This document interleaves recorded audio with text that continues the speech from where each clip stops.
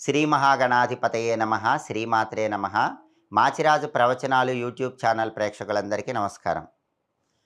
చొల్లంగి అమావాస్య, పుష్య అమావాస్య ఆదివారంతో కలిసి వచ్చిన సందర్భంగా ఎదుటి వాళ్ళ ఏడుపు, దృష్టి దోషాలు, శత్రుబాధలు వీటన్నిటినీ తొలగింపజేసుకుని విశేషమైన ధనలాభం చేకూరాలంటే, సంవత్సరం మొత్తం అద్భుతమైనటువంటి ప్రయోజనాలు అందిపుచ్చుకోవాలంటే ఎటువంటి విధి విధానాలు పాటించాలో ఈ వీడియోలో మనం తెలుసుకుందాం.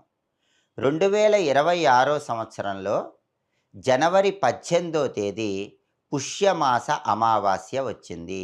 ఈ పుష్య అమావాస్యను చొల్లంగి అమావాస్య అనే పేరుతో పిలుస్తారు.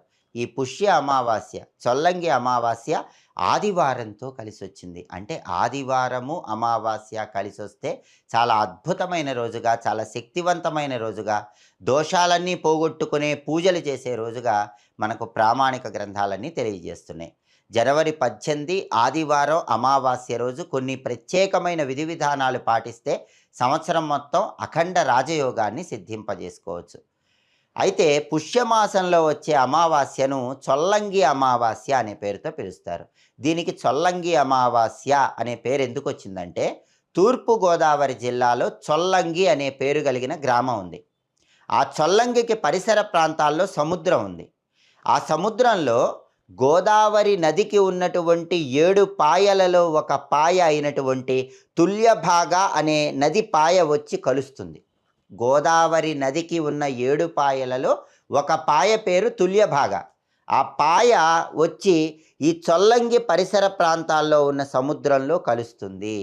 అందుకే ఈ పుష్య అమావాస్య రోజు ఎవరైనా సరే తూర్పుగోదావరి జిల్లాలో చొల్లంగి పరిసర ప్రాంతాల్లో ఉన్న సముద్ర తీరంలో ఉన్న సముద్రంలో స్నానం చేస్తే నదిలో, సముద్రంలో ఏకకాలం స్నానం చేసిన అద్భుతమైన ప్రయోజనం కలుగుతుంది.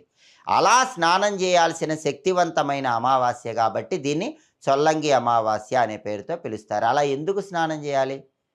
గోదావరి 7 పాయల్లో ఒక పాయ అయిన తుల్యభాగ కలిసేటటువంటి చొల్లంగి పరిసర ప్రాంతాల్లో ఉన్న సముద్రంలో నదిపాయ, సముద్రము 2 కలిసిన చోట ఎందుకు స్నానం చేయాలంటే, అలా స్నానం చేస్తే 21 తరాల పాటు పితృదేవతలు ఉన్నత లోకాల్లో ఉంటారు. అంతటి శక్తి ఈ పుష్య అమావాస్యకు ఉంటుంది. అందుకే ఆ రోజు అక్కడ స్నానం చేయాలి. అందుకే దీన్ని చొల్లంగి అమావాస్య అన్నారు. మరి అక్కడికి వెళ్ళి స్నానం చేయటం వీలు కాని వాళ్ళు ఏం చేయాలి? అందరికీ సాధ్యం కాదు కదా. వాళ్ళందరూ ఏం చేయాలంటే, మీకు దగ్గరలో ఉన్న జీవనదిలో స్నానం చేయండి. ఏ నదిలోనైనా సరే స్నానం చేసి ఆ తర్వాత పితృదేవతలకి నల్ల నువ్వులు కలిపిన నీళ్లు వదిలిపెట్టండి. అంటే పితృదేవతలకు తర్పణం ఇవ్వండి. ఇలా చేస్తే 21 తరాల పాటు